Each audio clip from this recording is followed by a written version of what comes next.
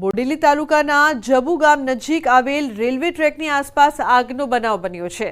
Railway વિભાગ દ્વારા ટ્રેકની આસપાસ ઉગી નીકળેલ ઘાસને દૂર કરવા માટે રેલવેના કેટલાક કર્મચારીએ આગ લગાવી હતી, પરંતુ તે આગ આસપાસના વિસ્તારોમાં પ્રસરી ગઈ હતી, જે અંગે સ્થાનિકોને જાણ થતાં સ્થાનિકોએ આગ પર પાણીનો મારો ચલાવી આગને કાબૂમાં લીધી છે।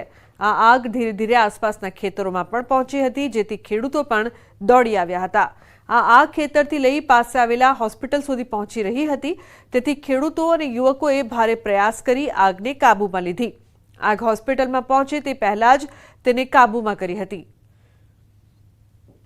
मैं काम पतावीने घर गया था ત્યારે ઘેર અમે ગયા એટલે મને પછી ખબર મળી કે તમારા ખેતરમાં કોઈ આગ લાગી છે। એટલે અમે ત્યાં 500 પોરા અહીં હતા અને 500 પોરા અલગ હતા, એમ કોઈ 1000 પોરાનું નુકસાન થઈ ગયું છે। આગ લાગી ત્યારે સાહેબ અમે અહીંયા હોટલ કરીને અહીંથી પાણી લાવીને બુઝાવ્યું બધું, અને જે વખત આ રેલવે કર્મચારી હતા એ આજુબાજુનું બધું ઘાસ હતું એને સળગાવી દીધું, તો અમારા ખેતરમાં અંદર આવી ગયું। તો અહીંયાના જે સ્થાનિક રહીશો છે અને ખેડૂતો છે ત્યાં અમે જોયું કે આગ લાગે છે, એટલે બાજુથી હોટલમાંથી પાણી લઈને કારબા લઈને દોડ્યા ને પહેલાં તો સરકારી હોસ્પિટલની બાજુમાં જે આગ લાગી હતી ત્યાં અમે આગ ઓલવી, કદાચ સર ના ઓલવતા આગ તો એ આગ હોસ્પિટલમાં જઈને ત્યાંના કેટલાક દર્દીઓને આગ લાગતી હોસ્પિટલમાં ત્યાંના કેટલાક દર્દીઓને અસમભાગ થઈ જતા। વડોદરા કોર્પોરેશનની સામાન્ય સભામાં બબાલ યુથ કોંગ્રેસના કાર્યકરો અને કોર્પોરેટરો વચ્ચે બબાલ થઈ, ધક્કા મૂકી અને ઝપાઝપી પણ થઈ। લારી ગલ્લાને લઈને રજૂઆત કરવા આવ્યા હતા યુથ કોંગ્રેસના કાર્યકરો। પૂર્વ સ્થાયી ચેરમેન હિતેન્દ્ર પટેલ, દંડક શૈલેષ પાટીલ સહિત અનેક કોર્પોરેટરો સાથે બબાલ થઈ હતી, તો યુથ કોંગ્રેસના કાર્યકરો અને ભાજપ કોર્પોરેટરો વચ્ચે ધક્કા મૂકી અને ઝપાઝપી પણ થઈ હતી। પાલિકાના સિક્યોરિટી જવાનોએ વચ્ચે પડીને મામલો થાળે પાડ્યો છે।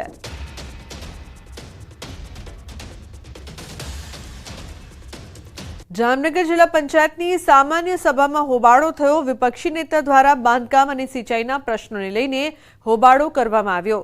પ્રશ્નોના જવાબ ન અપાતા ભારે હોબાળો મચાવ્યો હતો। કેટલાક વિપક્ષી સભ્યોએ સભાગૃહનો ત્યાગ પણ કર્યો હતો। જો કે સત્તાપક્ષ અને વિપક્ષના સભ્યોએ વિરોધ દર્શાવતા આ કામો તાત્કાલિક બંધ કરવા સભામાં નિર્ણય લેવાયો છે।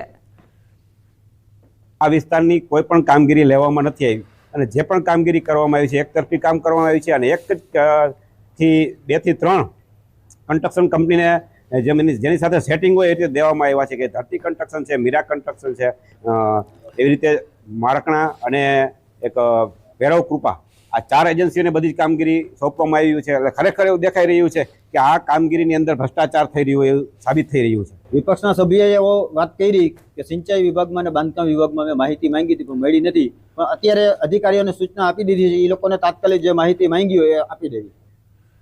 મોડાસાના ગાજણ ગામે લગ્ન પ્રસંગમાં આતંક મચાવ્યો। ખુલ્લી તલવાર સાથે એક શખ્સે મંડપમાં ઘૂસીને ગાડી ચડાવવાનો પ્રયાસ કર્યો અને ખુરશીઓની તોડફોડ કરી। સગા સંબંધીઓ પર હુમલો કરવા ધમકી પણ આપી। ઘટનાની ફરિયાદ મોડાસા રૂરલ પોલીસ મથકે નોંધાતા એસપી સમક્ષ ન્યાયની માંગ સાથે રજૂઆત કરવામાં આવી છે। જે લગ્ન પ્રસંગ હતો મારી બહેનનો, ત્યારે અમારા કાકાનો છોકરો પોતે આવી અને ગાડીથી અમારા મંડપ પર હુમલો કર્યો, ઘર ઉપર, અને બધું નુકસાન બહુ કર્યું।